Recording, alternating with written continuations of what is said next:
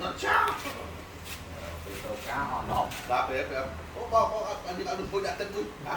vẫn đặt tôi vô chân đi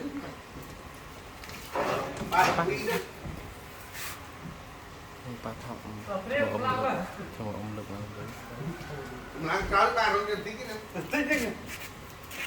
thơm năng lên sắp bây giờ đây này làm tôi trốn quan dân vạ đi mong mòn mà tôi mau nó ro nó tập vua nó tiếng ăn chứa đấy phải cho xong tiếng này chứ sót đấy à vạ tôi khai đi mong vạ mòn nó cái quả lơ ông biết cái láng tiếng đánh cho đâu đâu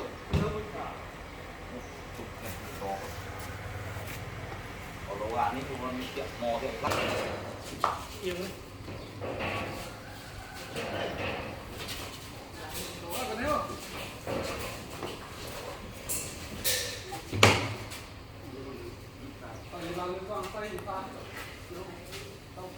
mà cái này môi phải đến đấy tuy là lơ quý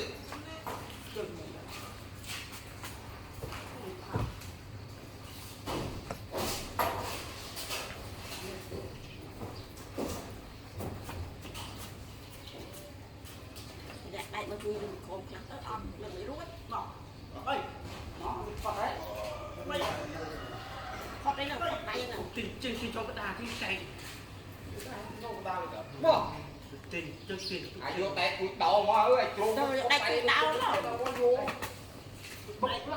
tay pi má tôi đau nó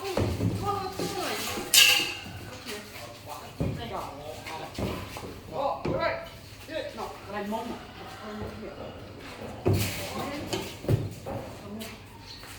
nó tấm này lại rong dài ông khăn lơ thì tại ai nhổ ban pi nẹ tiếng ai đã đánh sai pi đây một rong pi nè đánh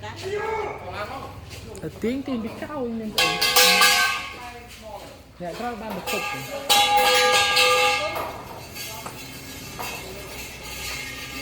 tôi đau tay cả bên không nâng tiếp tập ăn đi lên chi vô tôi nghe con anh cho ăn đi thôi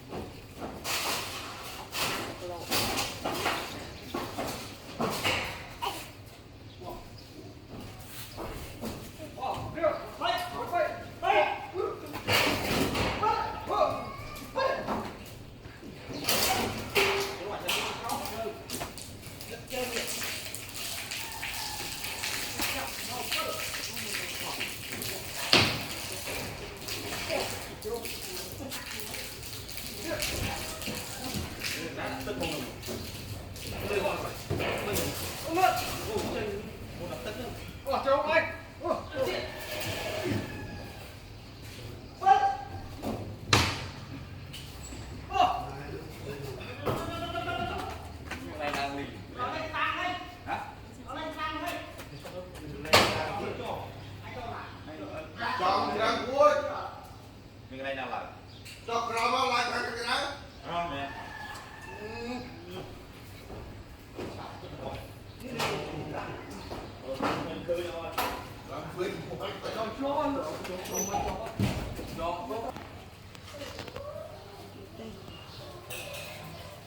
chắc này bà chọn cái mày đánh chặt đi thì anh chặt anh còn lựa áo là mình đánh chặt trong cái tiền cái này mình đánh chặt đi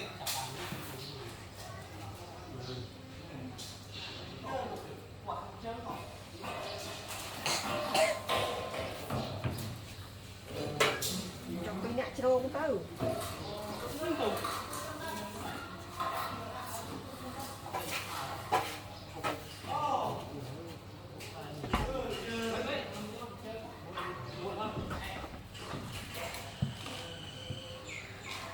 mau đã ngon tiếp với phái này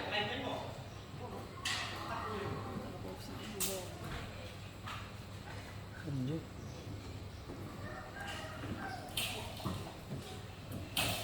đại cho một điểm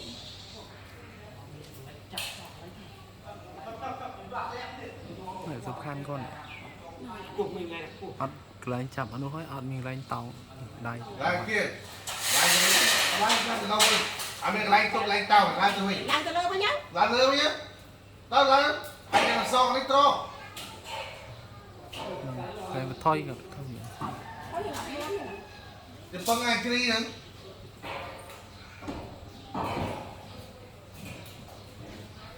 ตามมาจ้องอ่ะบอสอบไปนี่ตามมาจ้อง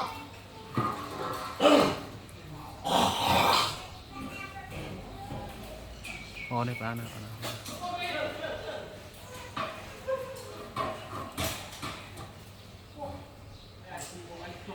sao đặt lại cho một điểm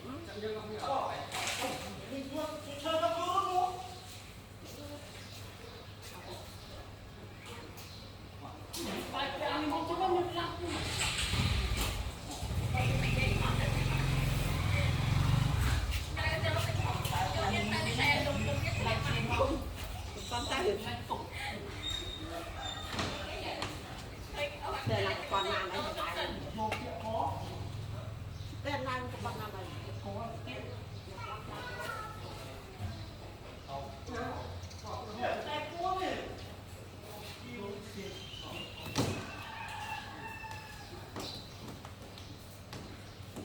anh chỉ vô anhเอาlên sai Điên, điên, điên, bao điên, điên, vô, vô khóc ở đây, đại chưa không đâu what?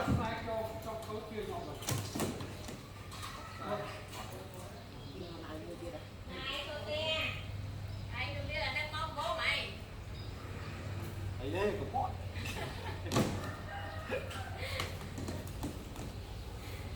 tiết cầu bắt trâu anh kia nó sẽ vô sẽ như thế này ngoại là dùng tận cái mòn này là bạn tục tục nữa có sự này thì nhiên ấy con là này khưa nó cố tích đôi này ở mấy con Rồi, vui, đi, bơi đâu?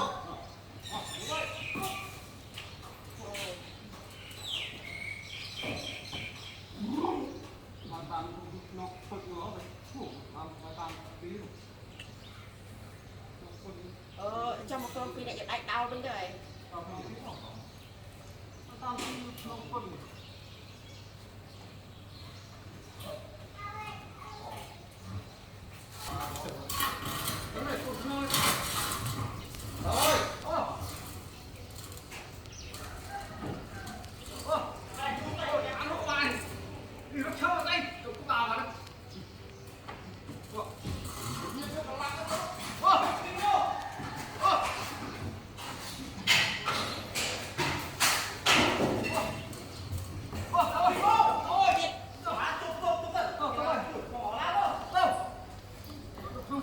เอา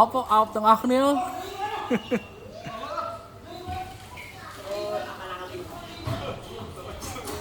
អូ